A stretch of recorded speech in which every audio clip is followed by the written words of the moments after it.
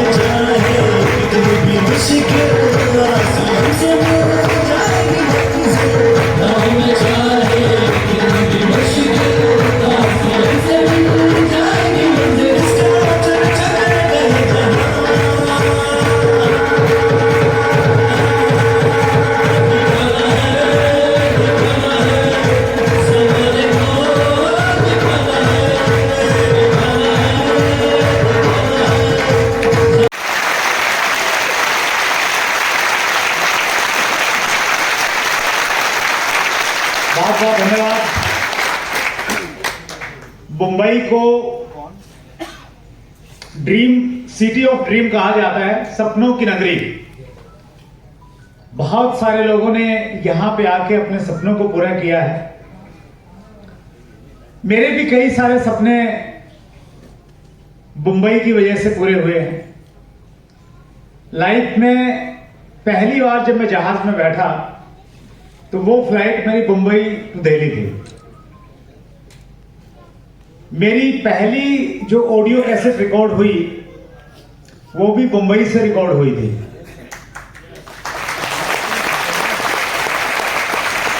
और इस सदी के इसके बाद पिलर अवार्ड जाता है श्री सुरेंद्र वत्स को। जो अवार्ड मुझे मिला पिलर अवार्ड, वो भी मुंबई में मिला। तो मुंबई और मुंबई वाले मेरे लिए बहुत खास हैं। बहुत कुछ दिया है मुंबई ने, और मैं ये प्रार्थना करता हूं आप भी जिस सपने को लेकर मुंबई में आए हैं या आज के इस प्रोग्राम में आए हैं, थोड़ी मेहनत कीजिए, सपना जल्दी पूरा होगा।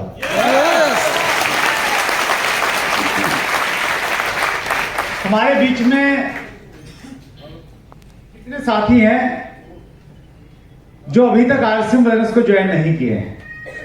एक बार हाथ खड़ा करेंगे जो भी, एक बार आप खड़े होंगे प्लीज अपनी जगह से, हम आपका वेलकम करना चाहेंगे। उठा बैठक नहीं करवाएंगे आपसे। जो पहली बार आए हैं आरसीएम में ज्वाइन नहीं किए हैं, मैं देखना चाहता हूं कितने साथी हैं। बहुत सारे साथी हमारे बीच में। एक बार बहुत जोरदार तालियों से हम वेलकम करेंगे। आपका यहां पे आना दो संकेत दे रहा है। पहला संकेत यह है कि आप ओपन माइंडेड हैं, आप चीजों को जानना और समझना चाहते हैं। बहुत सारे लोगों को जब आज के प्रोग्राम के बारे में बताया गया था, वो यहां आने से पहले ही समझ गए थे। उन्होंने बोल दिया था कि मैं मालूम है क्या होना है, लेकिन आप वैसे नहीं हैं। आप यहां पे आए हैं और इस सदी में हर वो आदमी ग्रो करेगा जो अपने माइंड को बंद नहीं करेगा, हर नए बदलाव को सोचेगा, समझेगा और अपनाएगा, वही इस सदी में नेक्स्ट लेवल पे जा पाएगा। और आपके आने का एक दूसरा संकेत और है। आज के प्रोग्राम की अनाउंसमेंट लगभग 3 महीने पहले हो गई थी। बढ़िया बढ़िया पोस्टर बनाए थे दीपक जी ने और सभी लीडर्स ने, फेसबुक पर डाले, इंस्टा पे डाले, सब जगह पोस्ट किए। हजारों लोगों तक वो पोस्टर गया, इंफॉर्मेशन गई, और सैकड़ों लोग तो ऐसे थे जिन्होंने वायदा किया था पक्का आएंगे। आए क्या? नहीं आए। वो इसलिए नहीं आए क्योंकि ऊपर वाला नहीं चाहता था वो आए, और आप आए हैं, ये ऊपर वाले का संकेत है कि आपकी जिंदगी में कुछ बड़ा करना चाहता है, इसलिए उसने आपको यहां पे बुलाया है।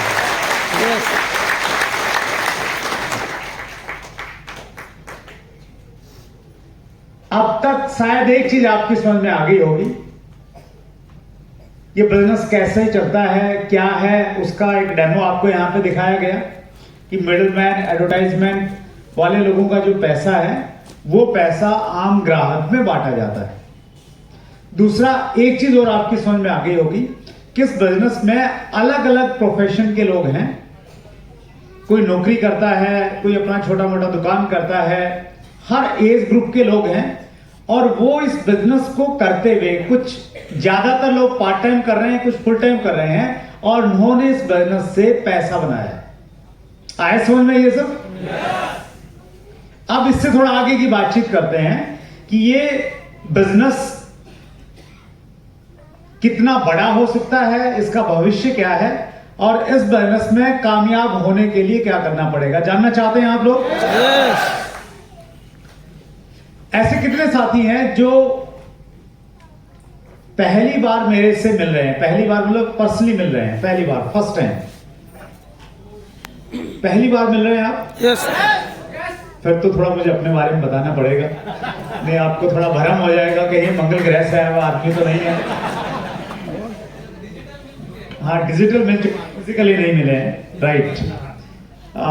मेरे ख्याल से दीपक जी 85 to 90% लोग ऐसे हैं जिनसे मैं पहली बार मिल रहा हूँ। बहुत अच्छी बात है, thank you so much for coming. आपका आने के लिए बहुत बहुत धन्यवाद।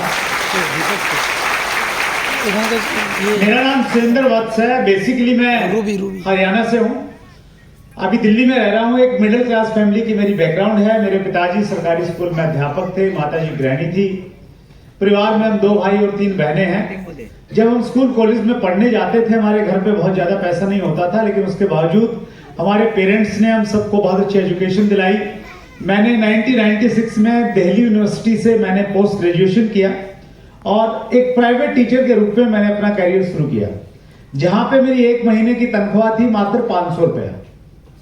कितनी तनख्वाह थी? 500 रुपए से मैंने अपना करियर शुरू किया। 1 साल नौकरी की, और 1 साल नौकरी करने के बाद एक बात समझ में बहुत अच्छे से आ गई, अगर मैंने अपने सपनों को पूरे करना है तो नौकरी से सपने पूरे नहीं हो सकते, मुझे बिजनेस करना पड़ेगा। नौकरी करने वाले कितने लोग हैं हमारे बीच में? बहुत बड़ी संख्या है। मैं आपसे पूछना चाहता हूं, क्या नौकरी करके आप एक लंबी सी गाड़ी खरीद सकते हैं सर? बढ़िया सा बंगला बना सकते हैं? क्योंकि नौकरी का डिजाइन इसलिए नहीं किया गया है कि आप एक लग्जरी लाइफ जिए, अपितु नौकरी का डिजाइन इसलिए किया है ताकि आप जिंदगी भर पत्नी के ताने सहते रहें और कंप्रोमाइज वाली जिंदगी काटते रहें। मैं माफी चाहता हूं, लेकिन सच्चाई तो यही है। Yes sir. और नौकरी अपने आप में ये कहती है कि मैं आपको कभी भूखा तो मरने नहीं दूंगी, लेकिन ये भी सही है कि मैं आपको कभी तरक्की करने नहीं दूंगी। यस। तो ये बात आज से बहुत साल पहले मेरे दिमाग में आ गई थी, और मैंने डिसाइड किया कि मैं अपना बिजनेस करूंगा। बिजनेस की कोई फैमिली बैकग्राउंड नहीं थी, लेकिन गांव से मैं शहर गया और वहां पे जाके मैंने केबल टीवी का बिजनेस किया। ये उस जमाने की बात है जब केबल टीवी में 3-4 चैनल ही आते थे। जी टीवी आता था इकलौता, बस जी टीवी आता था, फिर जी सिनेमा शुरू हुआ, और फिर स्पोर्ट्स में ESPN एक चैनल स्टार्ट हुआ था। उस जमाने की बात कर रहा हूं मैं। और उन दिनों VCR बहुत चलता था। कितने लोगों ने VCR के दर्शन किए? अरे वाह, क्या बात है। VCR में एक लंबी सी कैसेट आती थी, क्या चार्म था VCR का, क्या बात है। जब हम गांव में रहते थे, युवा जो हमारे बीच में बैठे उनको बताना चाहता हूं आपके लिए कितनी चीजें आसान हैं। हम जब गांव थे 5-5 रुपए इकट्ठा करते थे दोस्त लोग मिलके, और इकट्ठा करके फिर 100 रुपए का VCR और 3 फिल्म आती थी। तो फिर शहर से लेके आते थे और फिर पूरी रात वो फिल्में देखते रहते थे, तो सुबह जाकर उसको वापस देके आते थे। अब तो आप मोबाइल में ऑन करेंगे तुरंत आपको मूवी आपको मिल जाती है। तो उन दिनों मैंने केबल टीवी का बिजनेस स्टार्ट किया, खूब मेहनत किया उस काम में, क्योंकि सपने थे उनको पूरा करना चाहता था। पैसा आने लग गया ठीक ठाक, लेकिन पैसा तो आ रहा था लेकिन मजा नहीं आ रहा था। आपने भी शायद कुछ लोगों ने महसूस किया होगा, आप नौकरी कर रहे हैं या कोई काम कर रहे हैं, पैसा मिल रहा है लेकिन मजा नहीं मिल रहा है, अच्छा नहीं लगता। वैसी स्थिति मेरे साथ में थी। 2 वजह थी। पहली वजह ये कि वहां पे टाइम फ्रीडम नहीं था बिल्कुल भी केबल टीवी के काम में। दिन में भी काम करना पड़ता था, रात में भी काम करते थे। और दूसरी प्रॉब्लम ये थी कि जिस एरिया में मेरे केबल के कनेक्शन थे वहां पे लोग मुझे मेरे नाम से नहीं जानते थे, पीछे से आवाज लगाते थे और बोलते थे केबल वाले भैया, और मैं अक्सर उनकी आवाज को इग्नोर कर देता था, अच्छा नहीं लगता था। वो मानते नहीं थे, फिर वो जोर से चिल्लाते थे केबल वाले भैया। मुझे लगा यार तो बेइज्जती अच्छी खासी करेंगे, फिर मैं जाता था उनके पास में, बोलता बहन जी बताइए क्या काम है। और वो चाय पिलाने के लिए नहीं रोकते थे, वो शिकायत के लिए रोकते थे। आपका केबल ठीक नहीं चल रहा है, फिल्म आप ढंग की नहीं लगाते हो, हमने वो डिमांड की थी, वो फिल्म आज तक आपने वीसीआर पे नहीं लगाई है, तमाम तरह की शिकायतें। और इन 2 वजहों से मैं उस बिजनेस को करना नहीं चाहता था। कुछ हर रोज नया आइडिया सोचता था। मेरे एक साथी थे दिनेश, तो हर रोज मैं दिनेश को बोलता था दिनेश यार ये काम ठीक नहीं है, चलो ये करते हैं। और दिनेश ने मेरा एक नाम निकाल दिया था प्लानिंग मिनिस्टर। पता नहीं कितनी योजनाएं आती रहती दिमाग में, कुछ ना कुछ, चलो ये करते हैं। और जब आप कुछ करने की इच्छा रहती है ना, फिर परमात्मा कोई फरिश्ता आपके पास में भेज देता है।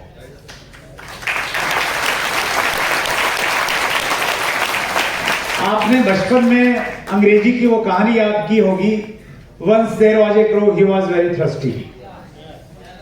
उसका मोरल था where there is will there is way, जहां चाहत अगर आपकी सच्ची है तो रास्ते निकल जाते हैं। और उसी दौरान मेरे एक बहुत क्लोज फ्रेंड ने मुझे अपने घर पे बुलाया। मैं उनके घर पे गया, वहां मैंने देखा 2-3 लोग और बैठे हुए थे वहां पे। मार्कर है सर? तो जब मैं वहां पे गया, 2-3 लोग और वहां बैठे हुए थे, कुछ बातचीत चल रही थी। हाँ यस जी, thank you very much. Sir के लिए एक बार जोरदार तालियां बजा दीजिए। और वहां पे पहली बार मैंने 3 शब्द सुने, RCM, राइट कॉन्सेप्ट मार्केटिंग। कहां पे सुने? एक होम मीटिंग में सुने। होम मीटिंग कितने लोग करते हैं? होम मीटिंग अगर आपको और अच्छे से करना है तो एक ऑडियो आपको मिलेगा जिसका नाम है हाई स्पीड। हाई स्पीड 22-30 पंडित डालेंगे आप यूट्यूब पे तो आपको एक 60 मिनट का वीडियो निकल के आ जाएगा जो आपको बताएगा होम मीटिंग क्यों करना है और कैसे करना है। मैं होम मीटिंग को बहुत ज्यादा प्रमोट करता हूं, इसलिए करता हूं क्योंकि मेरा ऐसा विश्वास है कि होम मीटिंग में डायमंड पाए जाते हैं, क्योंकि मैं होम मीटिंग की पैदावार हूं। आप में से कितने लोगों को अपनी टीम में डायमंड चाहिए? तो कहां मिलते हैं डायमंड? होम मीटिंग से। होम मीटिंग में मिलते हैं। तो होम मीटिंग ज्यादा से ज्यादा कीजिए और हर व्यक्ति जो होम मीटिंग में आए उसमें से आपने ये सोचना है कि ये मेरा सुरेंद्र वत्स हो सकता है, ये मेरा डायमंड हो सकता है भविष्य में। उस विश्वास के साथ, उस भावना के साथ हर व्यक्ति को आपने लेना है, उसी कॉन्फिडेंस के साथ, उसी उम्मीद के साथ में आपने बातचीत करनी है, कर सकते हैं? Yes. सो होम मीटिंग में मैंने प्लान देखा, इस बिजनेस को ज्वाइन किया। बहुत सारे प्रश्न थे, उसके बावजूद भी ज्वाइन इसलिए कर लिया, नजदीकी दोस्त कह रहा था उसको ओबलाइज करने के लिए। चाइना में कहावत कही जाती है, 10 लोग मिलकर जबरदस्ती करके एक घोड़े को पकड़ के तालाब के किनारे लेके जा सकते हैं, लेकिन 10 लोग जबरदस्ती करके घोड़े को पानी नहीं पिला सकते। हेलो, ये मनुष्यों पे भी लागू होती है। 10 लोग जबरदस्ती करके आपको आरसीएम में ला सकते हैं, या आप किसी से जबरदस्ती करके उसको यहां बैठा सकते हैं, ज्वाइन करवा सकते हैं, लेकिन जब तक आपकी या सामने वाले की इच्छा जागृत नहीं होगी, तब तक कोई भी इस बिजनेस में बड़ा मुकाम हासिल नहीं कर सकता। सही बात। सो मेरी भी इच्छा नहीं थी, इसलिए मैं भी बहुत सारे बहाने बनाता था। मेरे अपलाइन ने मेरे साथ में जो सबसे अच्छा काम किया वो ये कि वो मुझे जबरदस्ती करके इस प्रकार की मीटिंग में लेके आ गए। यहां जो लोग आए हुए हैं ना, उनमें से बहुत कम लोग आए हैं और बहुत सारे लोगों को लाया गया है। तो मुझे भी ऐसी एक मीटिंग में लाया गया, और यहां जब मैं बैठा, इस माहौल में बैठा, मैंने बहुत सारे लोगों को स्टेज पे सुना, उनकी इनकम के बारे में सुना। पहली बार मुझे ऐसा लगा कि मुझे ये बिजनेस करना चाहिए। और आज से 22 साल पहले इसी प्रकार की एक मीटिंग मेरी जिंदगी का टर्निंग पॉइंट बन गई।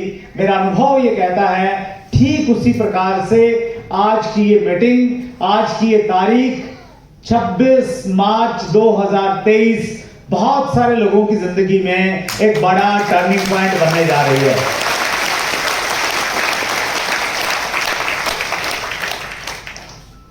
एक राइटर हैं विली जोली, और उनकी एक बड़ी प्रसिद्ध किताब है, आपकी जिंदगी 1 मिनट में बदल सकती है।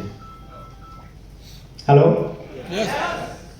आपकी जिंदगी 1 मिनट 60 सेकंड में बदल सकती है, क्योंकि जिंदगी बदलने के लिए एक डिसीजन की आवश्यकता होती है। ऐसी मीटिंग में मैं डिसीजन लेके गया था कि मैंने आरसीएम बिजनेस को करना है, और वो डिसीजन पूरी जिंदगी को बदल के रख दिया। और एक और कहावत है, बड़े बड़े निर्णय बड़ी बड़ी मीटिंगों में लिए जाते हैं। मुंबई में हर महीने इस प्रकार की बड़ी मीटिंग्स होती हैं, सेमिनार होते हैं, और इन सेमिनारों में हर व्यक्ति तो नहीं, लेकिन कुछ लोग एक बड़ा निर्णय लेके जाते हैं, और वही लोग कुछ टाइम के बाद में यहां स्टेज पर रॉयल्टी और टेक्निकल अचीवर के रूप में आपको नजर आते हैं। तो मैंने भी दोस्तों इसी प्रकार की जगह पे मैंने डिसाइड किया कि मैंने ये बिजनेस करना है। ज्वाइन किया, काम करना शुरू किया। लोगों से कैसे मिलना है, कैसे बात करना है, कैसे प्लान दिखाना है, कुछ भी आइडिया नहीं था। मेरा स्वभाव इस बिजनेस के प्रतिकूल था। मैं बहुत संकोची और बहुत शर्मीला व्यक्ति था। इतना संकोची कि घर में मेहमान आ जाए तो मैं घर से बाहर नहीं निकलता था कि नमस्ते करना पड़ेगा, उस प्रकार की नेचर। शुरुआत में मैं बहुत एक्साइटेड होकर किसी से मिलने के लिए जाता था, लेकिन चाय पी के वापस आ जाता था। बात कैसे शुरू करूं वो समझ नहीं पाता था। लेकिन धीरे धीरे मैंने इस बिजनेस को सीखना शुरू किया, और जब आप इसको सीखना शुरू करते हैं तो धीरे धीरे अचीवमेंट आती हैं। जैसे भी कुछ अचीवर थे आपके सामने, वैसी अचीवमेंट मुझे आती गई, और ऐसे चलते चलते ये डायमंड की पिन मेरे पास में आ गई है।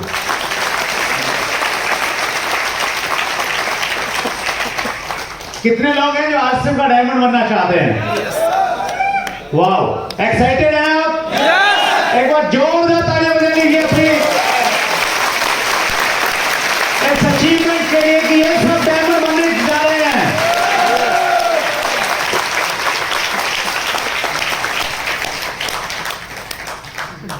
ये मालूम है डायमंड बनने के लिए कितना बिजनेस चाहिए?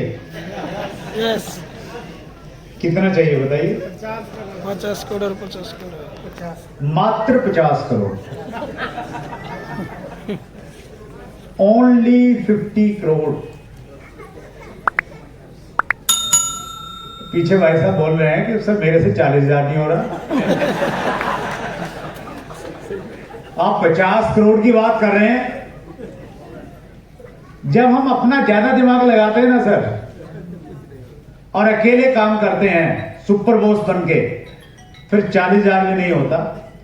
और जब हम सिस्टम के साथ में और टीम के साथ में काम करते हैं, फिर 50 करोड़ ऐसे चुटकी बजा के हो जाता है।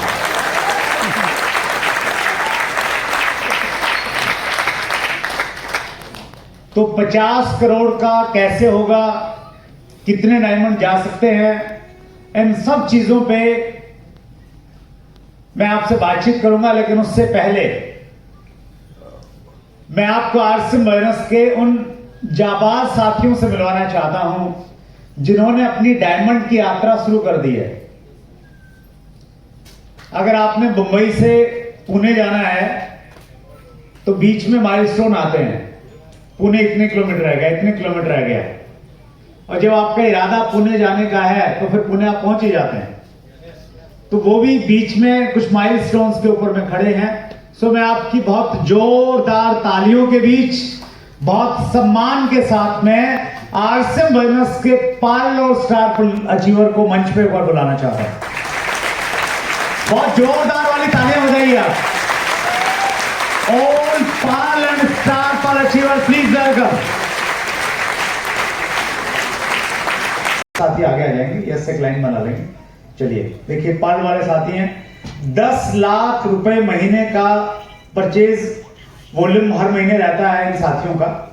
सबकी अपनी अपनी बैकग्राउंड है, इनके अपने हालांकि बड़े बड़े सेमिनार रहते हैं, लेकिन आज ये सब लोग स्पीकिंग मोड में नहीं है, आज लिसनिंग मोड में है सारे के सारे।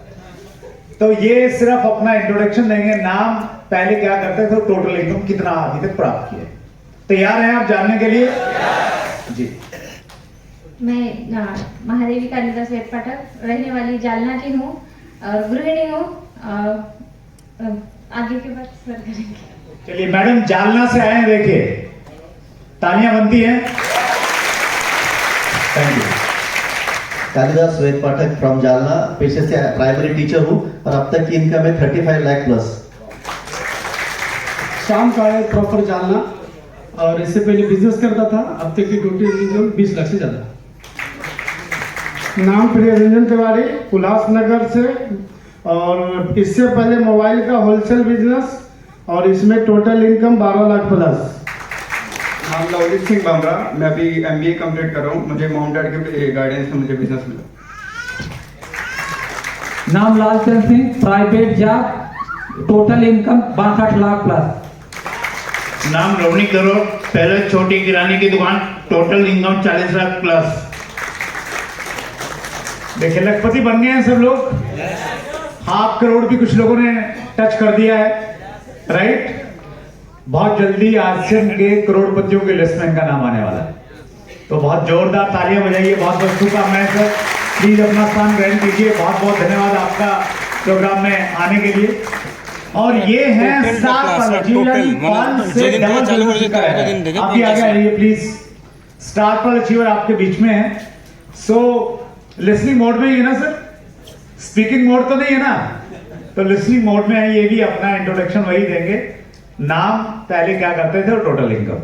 जी नमस्कार जय आरसीएम। मैं वैशाली शरद सांगे, पहले हाउस वाइफ थी। आश्रम में आने के बाद सर के साथ में कंधे से कंधा मिला के बिजनेस करी। अभी साथ में दो पीयूसी भी है, वंडर क्विक और आरसीएम, दोनों हस्बैंड वाइफ भी संभालते हैं और बिजनेस भी करते हैं। और साथ में मीटिंग में आने से ज्यादा जो जानकारी आगे सर ने बोला, जिनको डायमंड बनना है तो मीटिंग में आना ही। तो मैं सीखने का काम करके, और सीखना है मुझे, बहुत सीखना है और सीखना है। Thank you. माई सेल्फ शरद सांगे, इसी मुंबई में बिजनेस कर रहा हूँ, साथ में पार्ट टाइम में आरसीएम कर रहा हूँ। और इनकम की बात करें तो मुंबई में घर हुआ, गांव में मकान हुआ, गांव में खेती हुई, एक बच्चा BMS कर रहा है, एक MBBS की तैयारी कर रहा है। इतना सारा इस बिजनेस से मैं कर पाया। परिचय देवगन है, मुंबई विद्यापीठ में रहता हूँ। इसके पहले मैं फिलिप्स कंपनी जॉब कर रहे। टोटल इनके बात करें तो 75 lakhs। नाम रजनीश कुमार, इससे पहले माइक्रो फाइनेंस के ब्रांच मैनेजर। और इनकम की बात करें तो टोटल इनकम आधा crore plus. Thank you sir. नाम जितेंद्र चौरसिया, मुंबई से हूँ। खुद का मैन्युफैक्चरिंग प्लांट है मेरा और साथ में टोटल इनकम 27 लाख रुपए है। अवधेश शुक्ला, टैक्सी ड्राइवर, 1 करोड़ पार। नाम सुनील दुर्गवले, कोकण महाराष्ट्र से हूँ। इससे पहले प्राइवेट जॉब करता था और आरसीएम से 25 लाख प्लस इनकम ले चले। बहुत बढ़िया। आप जैसे ही दिखते हैं, कोई ऐसा तो नहीं अलग से है, किसी के 3 कान हो, 4 आंखें हो, ऐसा तो नहीं ना। हमारे जैसे ही हैं, हमारे जैसा ही कोई काम कर रहे हैं। बस एक ही संदेश लेके जाना है इन सभी से कि जब ये कर सकते हैं तो हम भी कर सकते हैं। Thank you so much leaders, बहुत बहुत धन्यवाद। प्लीज आप अपना स्थान ग्रहण कीजिए। Thank you very much, thank you for coming. Thank you जी मैडम, थैंक यू। राइट, और बड़े जीवन से मिलना चाहते हैं? थोड़ा रुक के बुलाता हूं, कहीं ओवरडोज नहीं हो जाए। अंग्रेजी में एक शब्द है जिसको हम लोग कहते हैं विजन।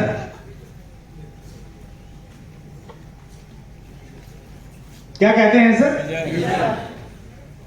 हिंदी में इसको हम कहते हैं दूरदृष्टि। और मराठी में क्या कहेंगे राहुल जी? दूरदृष्टि बोलेंगे। तो दूरदृष्टि का मतलब क्या हो गया? दूर का देखना। इन आंखों से नहीं, मन की आंखों से, अपनी बुद्धि से, अपने दिमाग से दूर के देखने को हम दूरदृष्टि कहते हैं।